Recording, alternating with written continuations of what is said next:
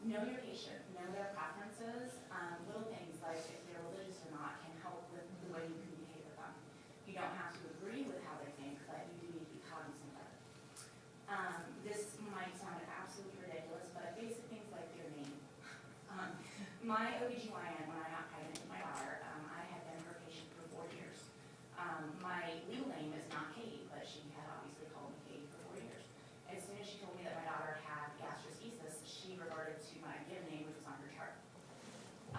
Which says to me, she doesn't have a personal connection with me. It made me lose trust in her, and it made me feel bad, especially having been her patient for so long. So, basic things about them make them feel like they're not just another. Know the diagnosis. If it's a rare disorder, you may not have come across it in a while, and that's fine. Take a few minutes to go brush up on whatever the most current information is so that you can present them with the most accurate picture of this disease. And definitely know about any resources. If there's support groups in the area, if there's nonprofits that can be available to them, that are specifically geared towards this disorder, have a pamphlet ready, have information ready, and say to them, here you go, contact these people. They can help you talk through the process. Web resources. In this day and age, everybody is going to search the internet. You've probably had people who pull out their cell phone while you're talking to them and start looking stuff up while you're talking. So they're going to search the web. The first thing they're going to go to is probably going to be Google, and that can be very helpful, but it can also be your worst enemy. So your goal is to be smarter than Google. The way to do that is to go ahead and give them all the medical terms. Let them know the diagnosis in medical terms so when they see it on the internet, they recognize it. But then translate it in layman's terms so they understand what they're seeing as well. If you don't explain things to them effectively and they go off their research on their own, 9 times out of 10, they're going to get information that you have to then go back and correct. And it's harder for you in the long run. Understand the difference between chat room and Facebook support. There's many chat rooms out there right now. There's Baby Center, there's Cafe Moms, sometimes there's regional groups.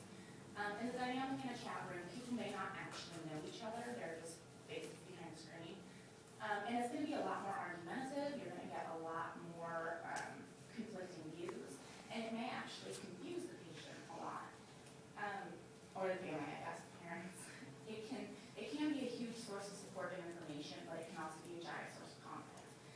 Then if you have Facebook, of course, everybody on your Facebook page is your friend. So what are they likely to do? They're going to agree with you.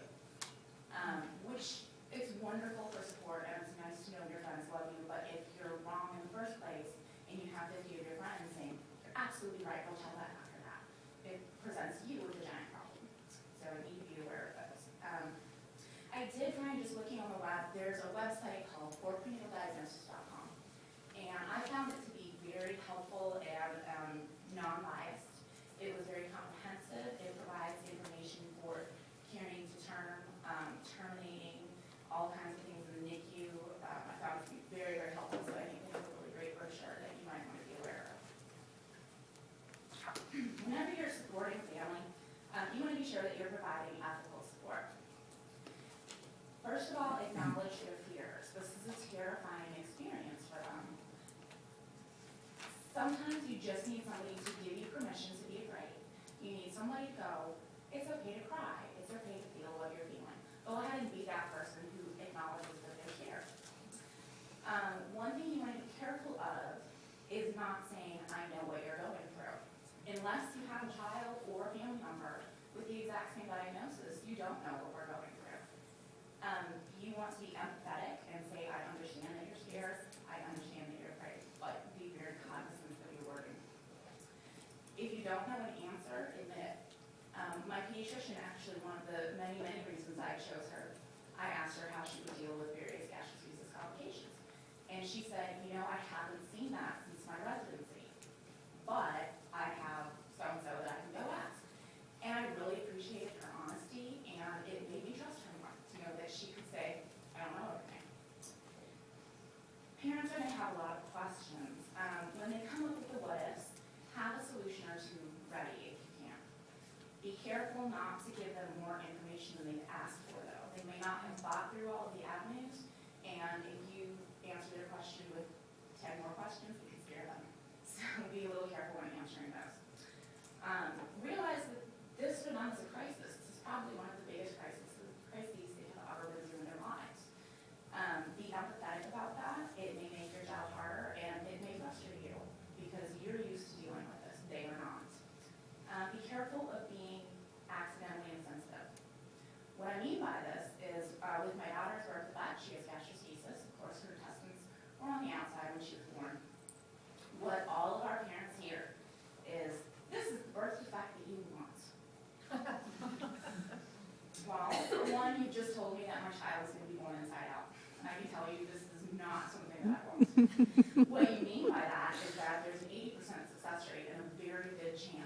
that the outcome will be good.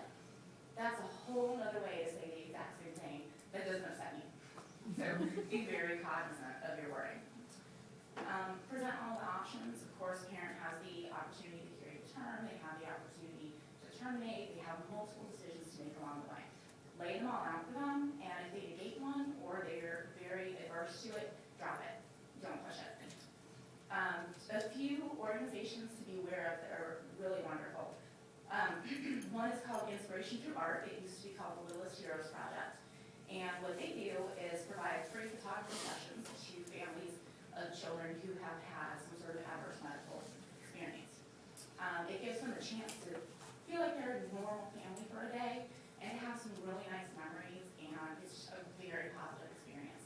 On the flip side of that, unfortunately, it's one that we've had to call Avery's Angels a few times, is Now I Lay Me Down to Sleep. That's an organization that will come to the hospital when you have basically when you have stillbirth, and will take photos for the families and provide them with mementos for that as well. So two very, very good organizations. This one doesn't often go over very well in the medical world, but listen to mom's intuition. A lot of times you'll have a mom, I know I did this and I was always brushed off, but you'll have a mom who comes in and says, something's wrong. I don't know what it is, but something's just wrong. And the doctors will say, well, scans are fine, everything's fine. They did that to me, and the next scan they found out my daughter had gastroschisis. Unfortunately, in the worst case, we have seen at Avery's Angels, we have parents who go in and say something feels really, really, really wrong.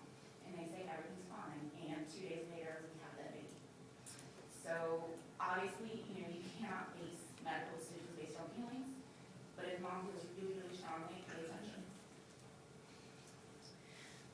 Finally, briefly, going on to the mental health ramifications.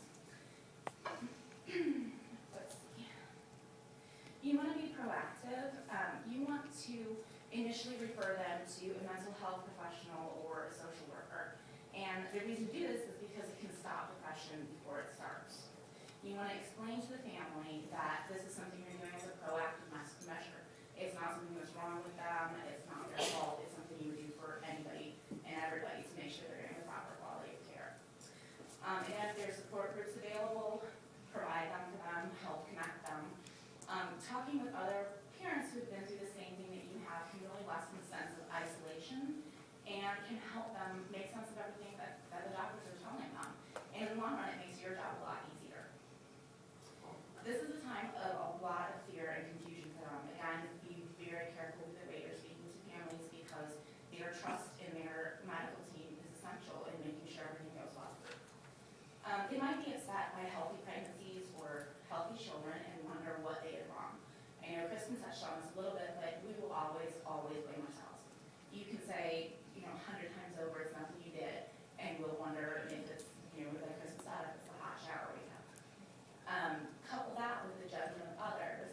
I know any parent of a special needs child has had at least one person look at them and go, what did you do when you were pregnant? And it's the worst feeling in the world, and it happens quite frequently. So you have your own self-doubt coupled with the judgment of others, and you're set up for a mental health disaster. Postnatally or post-diagnosis, parents are going to go through the typical 5 stages of grief. They're going to go through denial, anger, bargaining, depression, and acceptance. This is not a linear model. They're going to go in and out of these, maybe to varying degrees. And it's important to note that parents will go through this even if their child is living. The big difference is that when your child survives, obviously you're incredibly thankful for it, but everybody around you is going, at least your child is here. Well, yes, that's a given. But what that says is that your feelings of grief or loss or mourning or sadness are completely invalid. Families in crisis, again, just because you deal with this constantly, they don't. This is the worst thing that has ever happened to them, and it's scary for them, and it's hard for them. And one of the things that's very frustrating is when medical professionals deal with this constantly, and they go, it's nothing, don't worry about it. Why are you freaking out? Why do you think I'm freaking out? Don't say things like that to us. There's going to be a lot of highs and lows, and as practitioners, you're probably only going to see about 20% of either of those. A lot of it is going on behind the scenes, a lot of it is going on at home, and to